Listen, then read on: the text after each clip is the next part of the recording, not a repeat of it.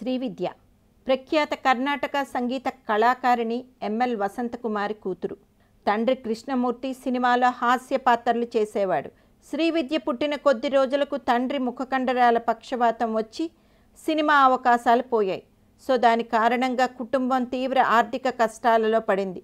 కుటుంబ పోషణకు వివాహమైన తర్వాత మానివేసిన సంగీత కచేరీలను, సంగీత టీచర్ ఉద్యోగాన్ని ఆశ్రయించారు శ్రీవిద్య తల్లి. తల్లిపాలు కూడా అమ్మ నాకు ఇవ్వలేదు, ఒక కచేరీ చేస్తే గాని పూట గడవలేని కుటుంబం అయిపోయింది అని ఒక సందర్భంలో తన గతాన్ని శ్రీవిద్య చెప్పారు. ఆ ఆర్థిక ఇబ్బందుల వలన శ్రీవిద్య తల్లిదండ్రులు విడిపోయారు. తన పరిస్థితి కూతురుకు రాకూడదని మా అమ్మ చిన్న వయసులోనే నన్ను ఒక ఆర్థిక ఇబ్బందులు లేని కుటుంబంలోకి పంపి తనకన్నా మెరుగైన జీవితాన్ని అందించాలి అని అమెరికాలో స్థిరపడిన ఒక తమిళ కుటుంబంతో సంబంధం కూడా మాట్లాడింది. కానీ మా ఆర్థిక పరిస్థితి మా పెళ్లికి ఆటంకమైంది. మా అమ్మ అందం నాకు రావడంతో 13 ఏళ్ల వయసులోనే ఒక తమిళ సినిమాలో నటించాను.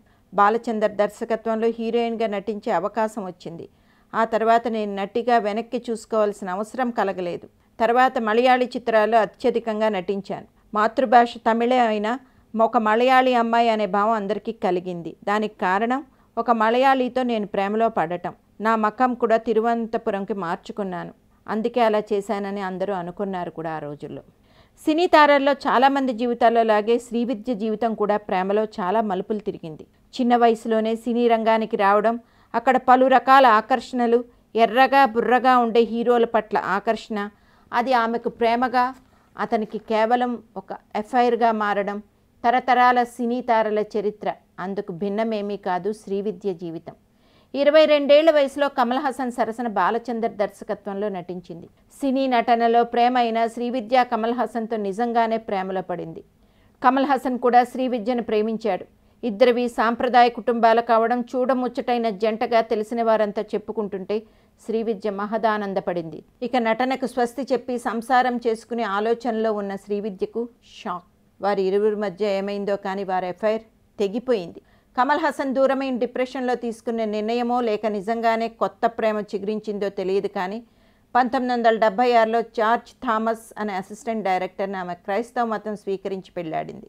మనసులో కోరిక గృహిణిగా ఉండాలని, కానీ డబ్బు కోసం నటించాల్సిందే అని భర్త పట్టుదల. పైగా వారి పెళ్లికి తల్లి అంగీకారం లేదు. భర్తతో కష్టాలు వచ్చినప్పుడు చెప్పుకునేందుకు అయినవారు లేక ఒంటరి అయిపోయింది. పెళ్లి విషయంలో ఘోరమైన తప్పు చేశానని బహిరంగంగా విలిపించింది. 4 ఏళ్ల సంసార బంధం తిరిగిపోయి విడాకులు తీసుకుంది.